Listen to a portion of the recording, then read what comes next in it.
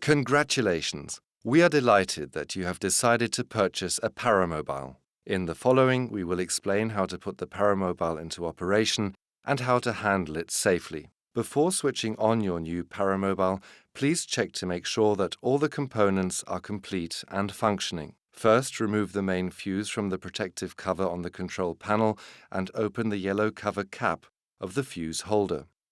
Insert the fuse into the holder from the side, below the seat, next to the left rear wheel. Please press it into the spring contacts. It must not lie laterally at an incline. Close the cap until you notice it has locked in place. Now, please drive the paramobile backwards off the transport pallet. The position of the back can be changed within a range of 30 mm to allow for the setting of the seat depth. To create a sufficiently large assembly area, move the seat into the standing position until the clamping screws on the right and left seat rails are easily accessible. They can be loosened with a size 8 Allen wrench from the toolkit. Then pull out the safety pins and turn them 90 degrees so that they remain in the unlocked position.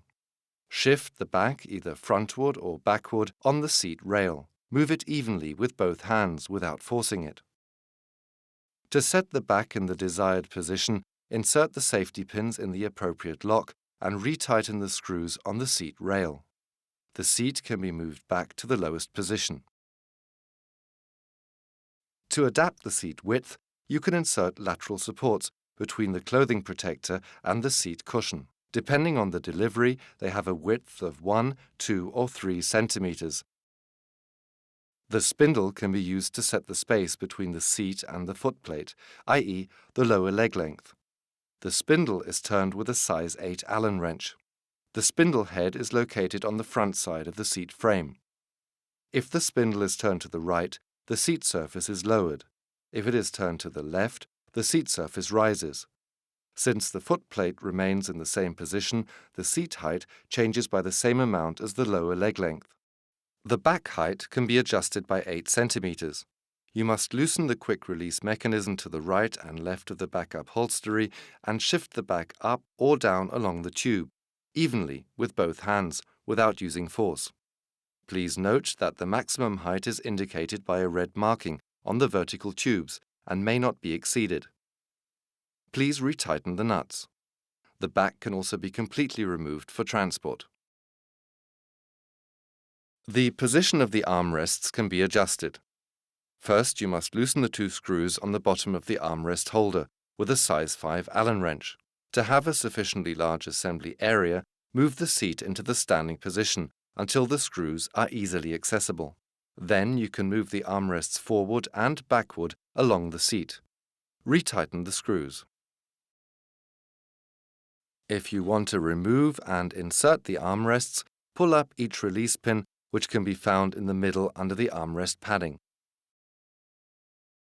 The locking pin is pushed back and the armrest can be pulled up and out of the holder. As soon as you have inserted the armrest, let go of the locking pin and push the armrest into the receiver until the locking pin engages securely and you can no longer move it upwards. The control panel is attached to a rail that is under the armrest. If you want to adapt the control panel to the arm length, you must loosen the 2 screws on the bottom. The panel can be set by shifting it forward or backward. Please retighten the screws. The control panel is installed on the right side, but it can also be attached to the other side for lefties. Loosen the connection plug on the back side of the control panel and turn the safety ring to the left, up to the end position, and pull out the plug. Afterwards, pull out the control panel towards the front. Please remember to retighten the screws and reinsert the connection plug so that the plug fits in the groove. Turn the safety ring to the right until it locks in place, and make sure it is secure. The control panel will be used to control the paramobile. You can turn the wheelchair on and off, enter driving instructions, and see the current status of specific functions and components in the display. 1. Arrow key, standing function, down. Stand up function. The seat surface moves from a vertical to a horizontal position. 2. Drive away lock button.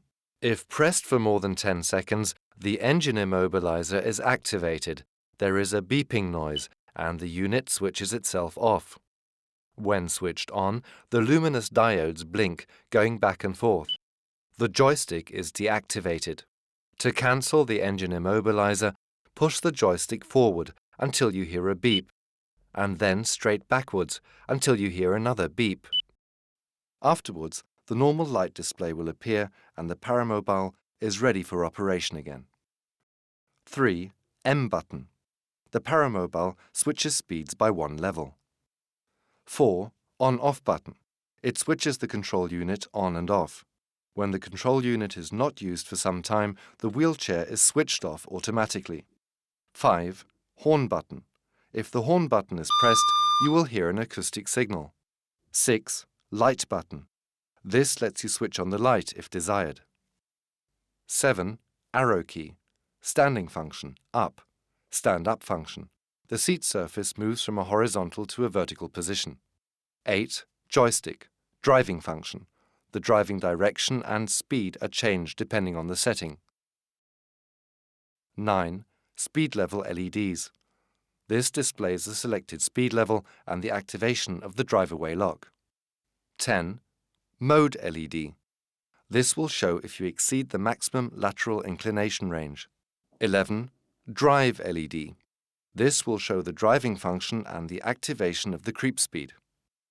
12. LEDs Battery capacity. This shows the charging capacity of the batteries, the readiness of the control unit for operation, and any malfunctions. You can get in the paramobile on your own, from the side for example. Either the right or left armrest will be disassembled depending on what side you use to get into the wheelchair. You can drive your manual wheelchair up to the side of the paramobile and take a seat by supporting yourself on the seat surface. Then the armrest is reassembled. Lap belt. The lap belt runs at belly height around the back tube and is attached below the back upholstery with a hook and loop closure. To fix it in place, first insert the lock into the closure until it engages. Then pull on the belt and on the loose end of the belt until the belt sits tightly and the closure moderately tightly on your belly. Lower leg belt. The lower leg belt consists of a pre-shaped foam pad with a belt and 2 eyelets that are hung to the right and left on the knee pad bolts on the seat. Tighten the belt firmly when putting it on and adjust the hook and loop closure. Chest belt. The flat foam pad with a belt runs across the chest around the back tube and is threaded through both belt holder eyelets on the back side. To fix in place, this belt must lie firmly on your chest. Insert the lock into the closure until it engages. Then pull on both belt ends, see figure 14, so that the belt sits tightly and the closure moderately tightly on your chest. Brake release. If the control unit is not in operation, the batteries are not sufficiently charged or must, for example, be charged at the airport, then the paramobile can be pushed. Disengage the brake with a mechanical release. Simultaneously pull the bright red flat safety pin forward and lift up the dark red ball-like brake release lever. The brake is released when the bolt is in the upper end position. The driving function is locked with the control unit. When the joystick is deflected, a warning appears on the LED display. After turning the brake release lever, all brake systems are deactivated. To engage the brake, simply push down the ball-like release lever until the bolt engages. Switch the control unit off and then on again to activate the driving function.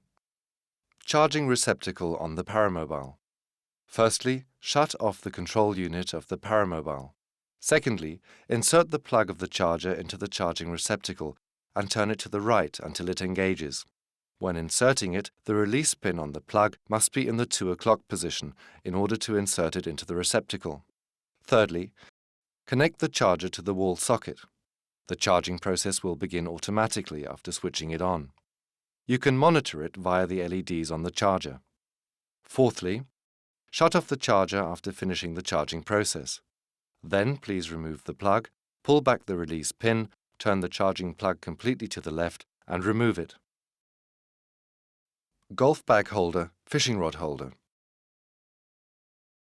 The golf bag holder is attached to the side. Please insert both assembly bars into the receiver bushing on the drive unit until they firmly engage with the locking pins. Please make sure that the straight assembly bar faces forward and the angled bar faces backward. Insert the holder into the assembly bars. Please also make sure that the locking pins are engaged.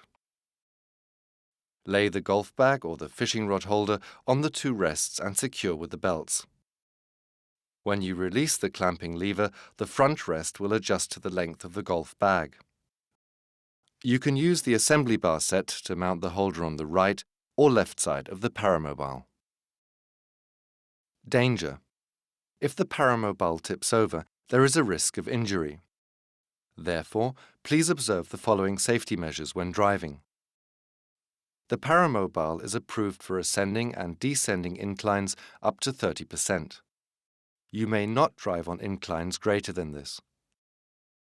If you exceed a critical lateral slope angle of 17%, an acoustic warning signal will go off and the mode LED will blink. Reduce your speed in accordance with the incline to ride downhill safely. Set to driving speed 1, for example. The critical obstacle height is 10 centimeters. Larger differences in height between surfaces may not be crossed. Do not ride over obstacles such as steps or curbs without braking. They should also be approached at an angle. Abrupt steering movements may lead to the fracturing of the rear at maximum speed. Please adapt your steering movements to your speed at all times. A collision with an obstacle can cause an axle to break and the wheelchair to tip over. Leave a lot of space between you and obstacles. Since uneven surfaces can lead to uncontrolled driving behavior, always adapt your speed to the ground surface. Use the joystick for driving. The further the joystick is moved away from the mid-position, the faster the Paramobile will drive in the desired direction. The maximum speed with full deflection of the joystick is dependent on the selected speed level. If you let go of the joystick, the braking function goes on automatically and the vehicle will come to a stop. When standing still, the mechanical brakes are automatically active, so the Paramobile cannot move. After you have received detailed information on how to use the Paramobile, we wish you lots of pleasure and a safe trip at all times with your new Paramobile.